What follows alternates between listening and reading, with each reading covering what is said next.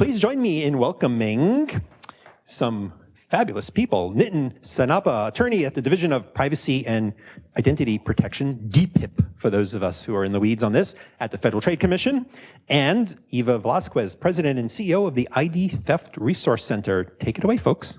Thank you very much. So I'm in the habit of practicing gratitude every day, and there are two things that I'm grateful for from that last presentation. The first one is, thank goodness my children are all grown and I don't have to worry about things like enforcing screen time rules. Sorry about the rest of you that have to do that, but that's one thing off my plate. And you know, the other thing I'm grateful for is that Michael said a key word that I really want us to keep in mind. And when he was talking about the value of our identities, that is a key piece of what we at the ITRC are trying to convey. And also the value of the data that you're out there creating every day.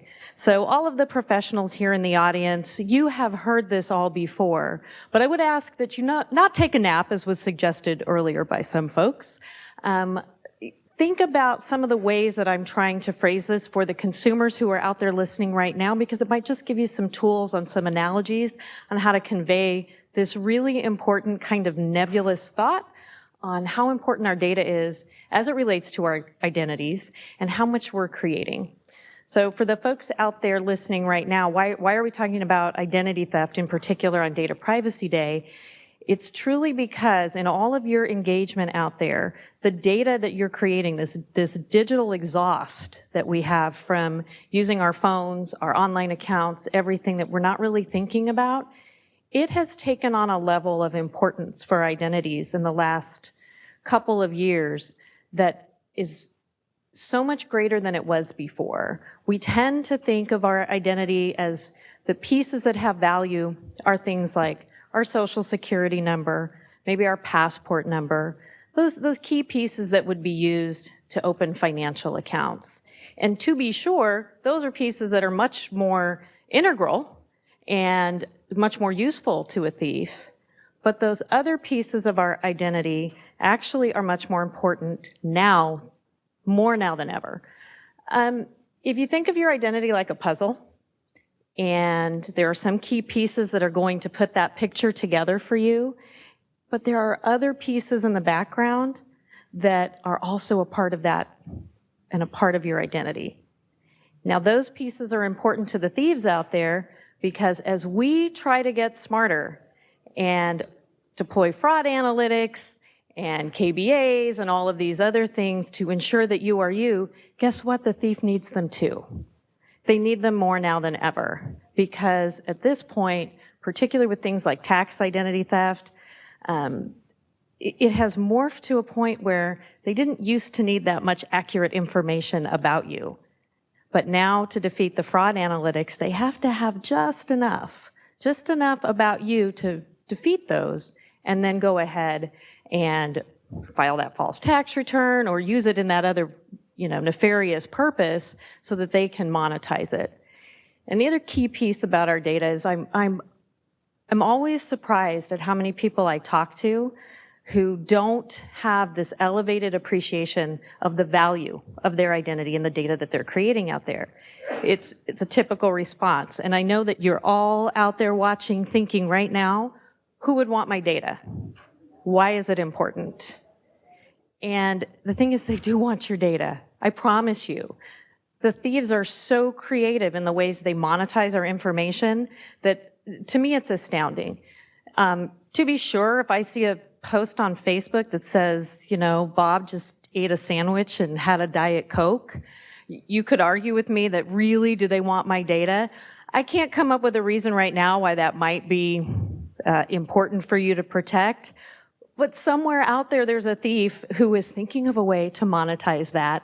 And as long as we have in the back of our heads that what we're creating and what we're putting out there could have some value in the future, and that we make a conscious choice about sharing that data as it relates to identity theft and knowing that this could have a penalty for us later, that's really the key point that we want to make.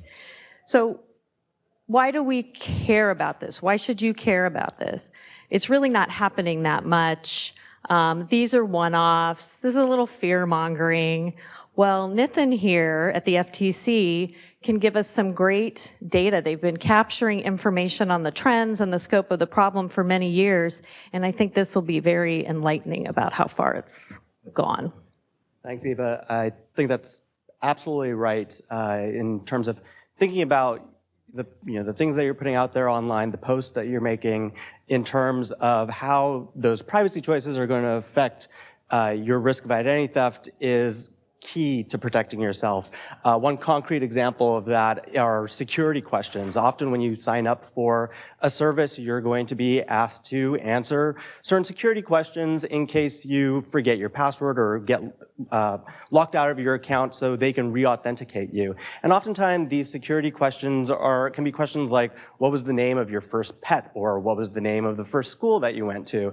And when you're choosing which security questions to answer and how to answer those questions, it's very important to be cognizant of all the information that you've posted online. Have you been posting pictures of your pet Sophie on Twitter, where anyone would be able to find out that your pet's name is Sophie? If that's the case, you may not want to choose that security question. Or, what a lot of security professionals actually do when it comes to something like security questions is just make up fake answers. And that way, regardless of the fact that if you've posted somewhere that your pet's name is Sophie, you tell the security question answer that the name is Ted Lee or something, and that covers you from allowing that information that's out there about you in the public domain from affecting the security of your accounts. And so I think this is great advice to think about how what you're sharing out there can affect your security and your ability to protect your identity is really, really important. And so, like you said, why should you care about this? Is this really a big deal? Well, yes, it is. In 2014, the Justice Department found that 17.6 million people had been the victim of identity theft. Now, that's 7% of the US population. Last year... And that's an annual number, by the way. That's not an aggregate. That doesn't mean since we've been measuring. That's in 1 year. Yeah, that was in 2014. In 2016, the FTC received 400,000 complaints related to identity theft. And so this is big business for fraudsters. They're looking for ways to steal your identity and take advantage of your identity. Two big trends that we've seen at the FTC in our complaints are tax identity theft and imposter scams. So tax identity theft is when someone either uses your social security number to fraudulently file a tax return. They can use your children's names and social security numbers to claim your children as their dependents. Or they can use your social security number to fill out W-2 and earn wages under your social security number. So these are all different ways that your identity can be stolen for tax ID theft purposes. And around 1/3 of all the complaints that the FTC has received about identity theft has related to taxes or wages over, I'd say, the last 4 or 5 years. So this is a big chunk of the type of ID theft that we see out in the marketplace. Another big issue are imposter scams. So this is when a thief will call or email pretending to be the IRS or HUD or the FTC or some other federal agency and try to scam you into wiring or providing a credit card for charges. And so, for example, last year, there was a large IRS imposter scam that actually scammed over $50 million from consumers, pretending to be the IRS, calling up and telling consumers, you owe a tax bill. If you don't pay up right now, you can be deported, you can lose your driver's license, making it seem like it's extremely urgent that you hand over a credit card right at that moment. They would actually show a 202 area code on the phone. They would hide the real phone number and show a 202 area code, so it appeared that the phone number was actually coming from Washington, D.C.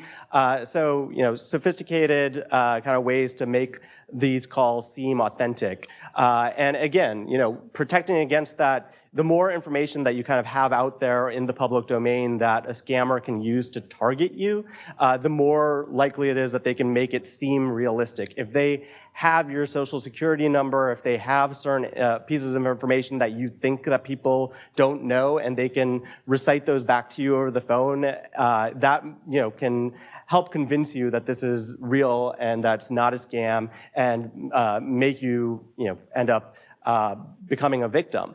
So again, it's very important to be aware of the information that you're putting out there and how that could be potentially used by ID thieves. And one of the other important factors to remember with scams, and I say this from my background, I spent 21 years in law enforcement and 11 of those years investigating white-collar crime. And there is a common theme with scams. Remember these three things because they exist in all of them, especially when we're talking about the ones that come over the phones. It's usually coming from someone who is purporting to be in a position of authority or trust. They have a confusing process, something that you're not familiar with, and they're telling you how it works, and you really don't have the knowledge base to know that's not how it works, and they create a sense of urgency. So you can see all three of those components are certainly part of the IRS scam. One of the things, if I had a crystal ball, or actually if I was a betting woman, I'd lay odds on this one. I think that the next one that we're going to see is going to be around the ACA again. We saw a huge spike in different types of scams with the ACA when it was first deployed. Now that there is some confusion around it regarding whether or not we're going to have a change in process, whether or not it is going to be completely repealed and changed and not replaced or replaced, because there's confusion there, and because of the volume of targets, there's potentially 20 million people out there that are going to be affected and could fall prey to a scam. They are also going to have a sense of urgency. If they feel like they are going to be without something that they need, they're going to be looking for resources to try to fill that gap. So that's one I think is going to be on the horizon for us, new ACA scams. And again, remember those three components of a scam, and if you start to feel that when you get that phone call, man, disconnect.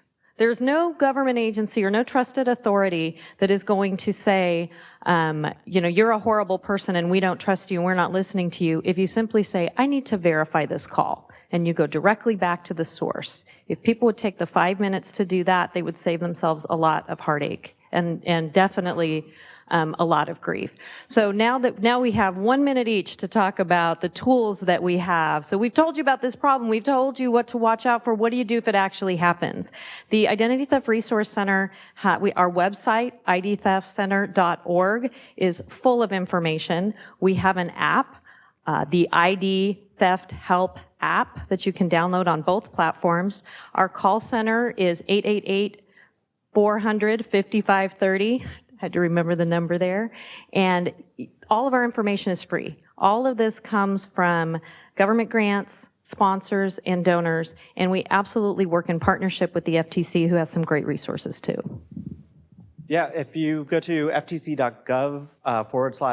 theft, there's a ton of resources with respect to tips on helping prevent identity theft. And then if you are unfortunately the victim of identity theft, you can also go to identitytheft.gov.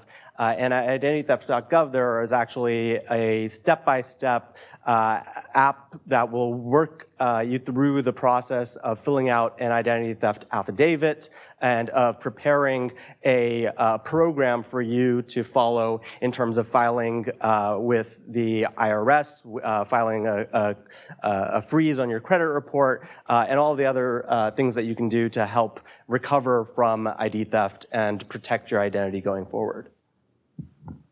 All right, I think we still have a few minutes left. What's our timer telling us? 1 more minute. So I think I will close in just by saying, folks who are watching out there, don't be afraid to ask for help. This is a really complex issue. Identity theft is not easy to remediate and it's not easy to avoid.